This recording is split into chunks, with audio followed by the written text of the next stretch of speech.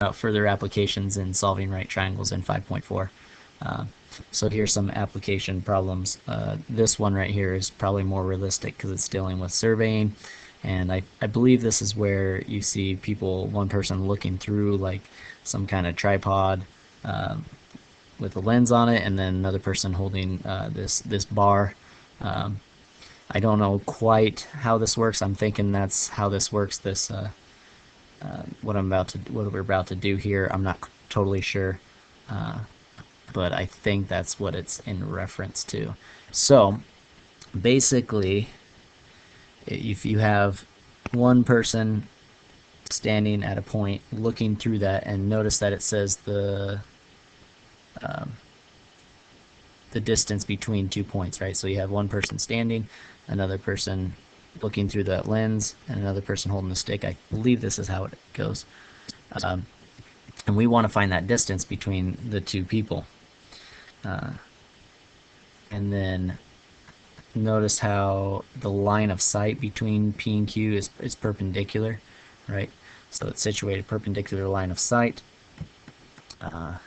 So the person holding this bar, or what they call the substance bar. So this person holding this bar here has to be perpendicular. Well, that's beautiful, perpendicular. Right? And so this distance B is the same, right? And so there's this point Q right here that's right in the middle of this distance B. So let me put Q on the inside. So let's put Q here, and this is the distance of B from here to here. Is the distance B. There's a point Q. Here's a point P. So this person's looking through this tripod thing, lens thing, and it hits the center. And then what it does is horizontal, so that means we have a right angle here and a right angle here. Well, you know the distance of this bar, and you know where the center is. And what it does is, now they have computers pretty much. I think they just push a button or something. I actually did this before, but I was only the person holding the bar. I wasn't the person actually looking through this lens and using the little device that they use to do this. So I don't know quite where this works, but I think this is what it's talking about. So they know this distance of the bar. They look through, and what it does is it knows the angle. It calculates this angle. You know this angle is what you're going to find out. If you know this angle right here, which they call theta, and it'll be the same on both of these. Actually, theta is actually measured, not both of those. It's the distance, the whole distance from here to here is theta. And if you know that distance, then you know that measurement, that angle, then you're able to find the distance between these 2 points. So it calculates those distance. I'm pretty sure this is what you see when you have people doing surveying, when you see that tripod setting up and somebody in the field or whatever they're doing. I believe that's what this is for. Maybe I'm just talking nonsense here, but here you go. So if we're given this angle of theta of 1 degree, 23 minutes, and 12 seconds, and our substance bar is 2 centimeters, so notice that there's 4 extra here in that decimal, so I believe there'd be 5 significant figures here. So we'll go out to 5 significant figures when we do this problem. So first of all, we need to switch these 23, divide that by 60, because we want in just degree form. And we'll take this 12 and divide it by 3600, because that's how many seconds are in 1 degree. So we go ahead and make that calculation, and we get 1.3866.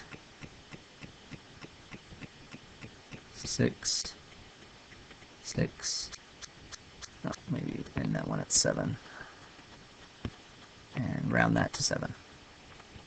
Okay, so we know what theta is, but we notice that this triangle that was formed is not a right triangle. The little one inside of here, that one is a right triangle. So really we need to take this theta and divide it by 2, and then we'll get that angle here. So if we take this angle and divide it by 2, that's where we're going to get our, well, it'd be theta over 2 is what that is, because we want the angle on the inside. and then we can go ahead and use that, because now we have a right triangle, and we'd be having this angle in here. Okay, so we have that angle, we know this side, so now we have something maybe like this. We know that's 90 degrees. We know B is the whole distance, so that means this distance right here to here is half of B. Okay, and then this distance is still D on both the little triangles. It would be D, right? And we know this angle right here is half of our theta, which is 1.3867 divided by 2. And then we know our B divided by 2, because our B is given to us as 2. So this distance right here, let me draw another time. I have to draw over here. So this distance would be 2 over 2, because our B is 2, so that'd be 1. And then this angle right here is the 1.3867 divided by 2. So that's our theta over 2. And then what we want to do is we want to find this distance D, right? Well, what does this side have to do with its relationship to this angle, and what does D have to do to that angle? So D is adjacent, and our half of B is opposite, so that deals with tangent. So tangent of this angle of the 1.3867 divided by 2 is equal to the opposite, 1 over D, right? So then we can go ahead and multiply both sides by D, right, and then divide by tangent of 1.3867 divided by 2, and so then we have D is equal to 1 over tan of 1.3867 over 2, which is basically cotangent, right? So this is D, it's really cotangent, even though I can't type cotangent in my calculator, so I'm still going to have to type in the one above in there, is cotangent of 1.3867 over 2. Right, it's the flipping of that. So here's how we're going to enter in our calculator. We're going to enter it like this. D is equal to 1 divided by, go ahead and put it in parentheses there, and then hit tan, automatic parenthesis will come up, then do 1.3867 divided by 2. And I probably shouldn't round that yet, right? I probably should keep that in my calculator. And then put that in parentheses and then close off your denominator. So I probably shouldn't have took that 1.3867 and divide it yet, because it keeps on going on forever. So probably what I really want to do to get the most accurate before I round, even though I might have the same answer here, is to take my minutes and seconds and go ahead and wait on that. Well, that's probably fine. It's a little more steps, but that's okay. We'll just go ahead and round it here. That's good. Alright, so then we go ahead and put that into our calculator, and we get the answer as 82.618 centimeters. So it finds that distance. So nowadays they have that in the little device that they carry when they do that. But back maybe in the 1800s, they probably had to use tangent and all that stuff to calculate that distance. So maybe what that device did, that tripod looking thing that they kind of look through, it probably just measured the angle to the top to the bottom, and then maybe they just had a chart. They probably had some kind of chart that they can look at what did it for them, right? So they probably didn't, when they were in the field, they probably didn't have to calculate this stuff, right? They probably just had a chart that said, okay, if your B is, your bar is this distance and your angle is this distance, then these are the answers that you're going to have. And they probably just lined up, and then so they just marked it down. I'm assuming that's how it is. Maybe I'm just making stuff up, but so I don't know. Maybe I should do some history and look into it. But so that's done with that one. So let's go ahead and try another one. Here's another application this one, I mean, the other one you could use, but nowadays with technology it's done in an instant, and it stores all the information there for you, right? But this one you're probably never going to use because you're not going to want to find out the height of the tree. Maybe you are. I don't know. Maybe you'll be a arborist. Not a barbarist, an arborist. Right? The people that look at trees, that's what they're called, right? I don't know. Maybe I'm just being too silly. Okay, anyways, well, you got this tree. Okay, and so Francisco needs to know the height of the trees for some reason. And from a given point on the ground, he finds that the angle of elevation, so some given point on the ground, he finds the angle of elevation of the top of the tree is, so there's the ground, elevation is 36.7 degrees, and then he moves back 50 feet. I don't know why, but he does. He moves back 50 feet, and then he takes another angle of elevation, okay, to the top of the tree, and this angle of elevation is 22.2. So what you got here is actually you got two triangles. You have the big one, so let's do that in red. Okay, so that one has an angle of 22, angle of elevation 22.2, and then the distance though of this big triangle would be 50 plus this green, right? So plus, say, x. So we can label that as x. And we want to find the height of the tree, so let's go ahead and label that h, since I labeled that distance of the green one h. So that is also h, right? Because the height of the tree is the same. And then we have this smaller triangle. Same height, h. This angle, though, is 36.7. And we don't know this distance, correct? Now this looks more like a t. Plus. So again, there's graphing calculators and computer devices out there that will solve this for you instantly. They'll kind of measure that for you. But here's a way how you do it with algebra. So we know h is the same for both of these. For the green one, h would be opposite. Well, let's go ahead and actually, what trig function are we going to do? So we know this angle h is opposite, and x is adjacent, so that's tangent. So tangent of 36.7 is equal to h over x. So h is equal to, let's put it on the other side actually,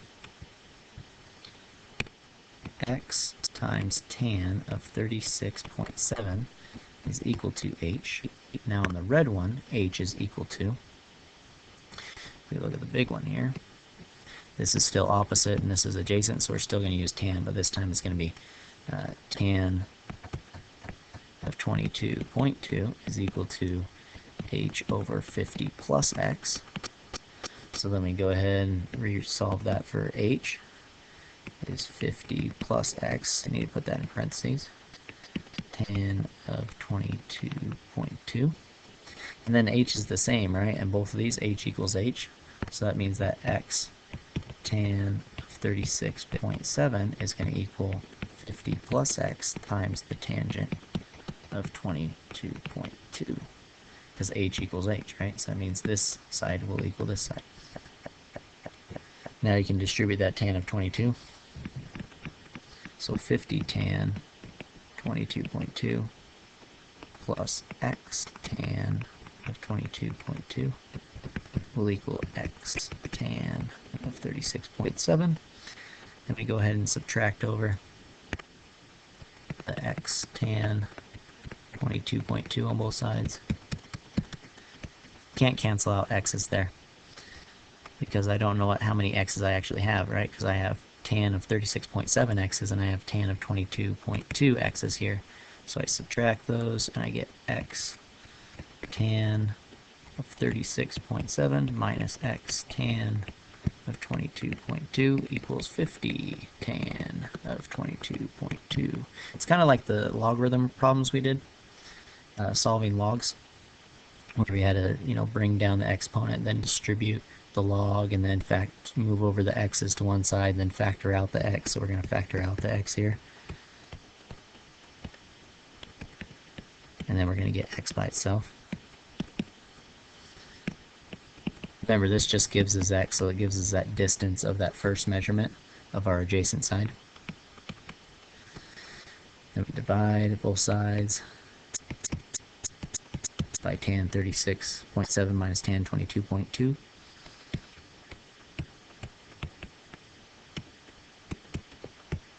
So just make sure in your calculator, you don't really need to put the top in parentheses, but if you do, that's fine. So if you put this like that in your calculator, it's fine, but you probably actually don't need this one. So you put 50 tan, this parenthesis will automatically come up in your parentheses, so make sure you close off that angle. Then you hit divided by, and then down here you are going to have to put a parenthesis. And then when you hit tan, that parenthesis will come up. Go ahead and close that off. And then subtract tan, parenthesis will come up. Close that parenthesis. So this is closing off the angle. Now you got to close off the denominator. Hit enter. And so x will be that answer. Okay. So that's x. And then what you got to do to find h, right? Because h was equal to, so if we look back up here, h was equal to x times tan of 36.7. So h is equal to x, which is 50 tan of 22.2 over tan of 36.7 minus tan of 22.2. And these tans of 22.2 will not cancel out, right? So don't try to do that. And then we times that by tan of 36.7, right? Because this was our x, because h was equal to x times tan of 36.7. So we enter that into our calculator. We can find this out by doing what I said up here, and then just hit, once you get that answer, hit multiply tan of 36.7, and you'll get our h is approximately 45. So 45 feet. So the height of the tree is 45 feet tall. Okay, so there's a couple examples of kind of further exploration into that. So on page 529, you're looking at number 69 and number 75. So number 69 is kind of like the last example we just did, where you have two triangles. So you have the big one, which is angle 29.5 degrees, and then the smaller triangle with an angle of elevation of 49.2 degrees. And you're trying to find h. And this distance right here, oh, let's do a different color, green, how about? This distance is 392 feet. Okay, so that would be, your h is pretty much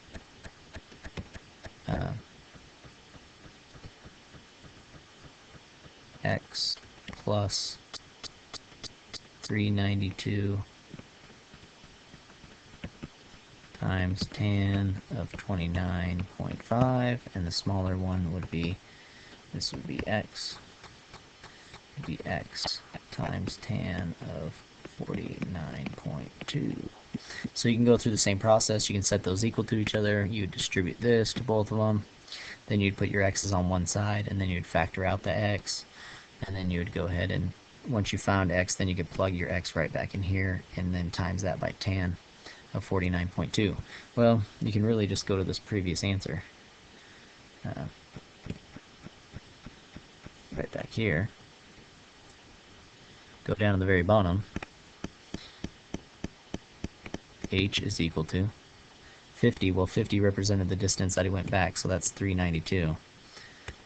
The tan of 22, that was 49. Well, that wasn't 49, sorry. That was the bigger triangle angle of elevation, which for ours is 29.5. And then we divide that by tan of 36.7 on the previous one, so ours 36.7 is kind of the inside one, which is 49.2, and you minus tan of the outside one, or the bigger triangle, that angle of elevation, which was 22.2, which ours was 29.5. And we times that by tan of the angle of elevation of the inside, which ours is 49.2. And so that's how you could do it. You could just use this same exact one, and you get 433 feet approximately. So there's our H for number 69. Okay, so number 75 says we have a point P, so it's like that first example we did in Q. So there's a different variation. Here's the line of sight, and then here's your bar somewhere in the middle here between 2 points. So this distance from here to here is b over 2. This distance is b over 2. Okay, and so you have this triangle with its distance in between is alpha, and then you have another one, and this distance of the angle is beta. And so you're finding the distance d. Well, the distance d is from P all the way to Q. So that's the distance of d. Well, what you can really do is basically just do this twice. Here's this triangle in green there. And here's this triangle, right triangle, in red. So really it's the same thing. It would be the same formula, right? D on the previous one was basically equal to taking our alpha and splitting it in half. So taking our angle, split it in half, right? And then what's this angle in relationship to this side and this side that we're trying to find? Because we're trying to find this distance, right? In yellow there. Well, that's opposite over adjacent, but we're trying to find this angle. So that's tangent. So tangent is opposite over adjacent. But we could use cotangent, because cotangent then would put that x on top, right? Because that would be the adjacent side. So that would be x over b over 2. So we'd multiply both sides by b over 2. And then so doing cotangent of our angle, alpha over 2, times b over 2. And that would give our distance of the yellow here. But we also need this distance of purple to add to it, right? Because d would be that whole thing. The purple plus yellow would be all of d. So we need to add the purple, which is the same exact formula, except for instead of alpha we have beta.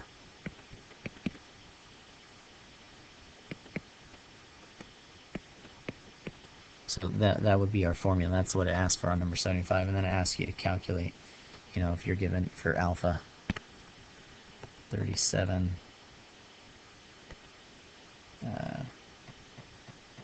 minutes and 48 seconds, and then beta, so that's alpha, beta is 42 minutes and 3 seconds, and then b is still 2 centimeters. Okay, and then just 5 significant figures that they're after here. Okay, and so there's the formula for it. Really, we could rewrite it as tangent, right? So it'd be beta over 2, which is just 2 over 2. So that's just 1. We can rewrite it as tangent, correct? And we can look at the other one from that, how it kind of lined up. Just times by 1 over, because they're reciprocals, right? It's 1 over tan of our alpha over beta, over 2, sorry. And then we're going to add, really it's 2 over 2, so it's just 1 time, so really it's just 1 over tan of beta over 2. So really our formula just becomes d is equal to 1 over tan of 37 minutes and 48 seconds. So we're going to have to convert that divided by 2 and then add 1 over tan of 42 minutes and 3 seconds over 2. So to convert those, we divide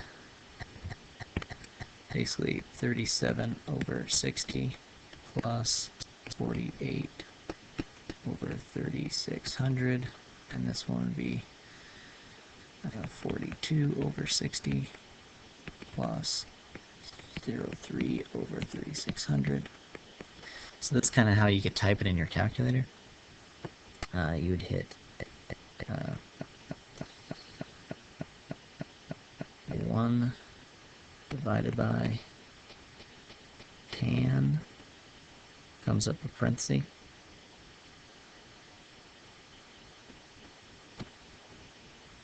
and you probably actually need to put a parenthesis there too. Parenthesis 37 divided by 60, parenthesis plus, actually do not put a parenthesis there. Yeah. And then close this, and then put plus 48 over 3600, close that parenthesis off.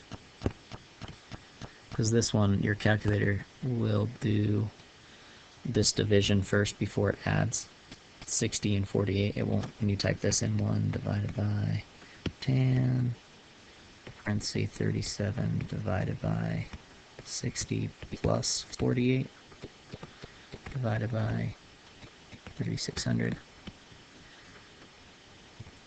I mean, you could put parentheses within this, but it doesn't really matter, because it will take 37 divided by 60 before it takes 60 and adds 48. Okay, so you can do that, and then hit plus, and then do 1 divided by, same thing again, except for this time it'd be 42 divided by 60 plus 0.3, or just 3, divided by 3600. 3600. Close that tangent off. And then if you wanted to, what you could do, just in case, you could put a parenthesis here and a parenthesis here, then put the plus, parenthesis here, parenthesis there.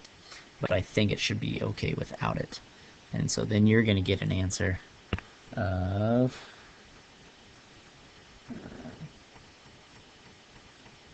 1.95 miles. So there you go.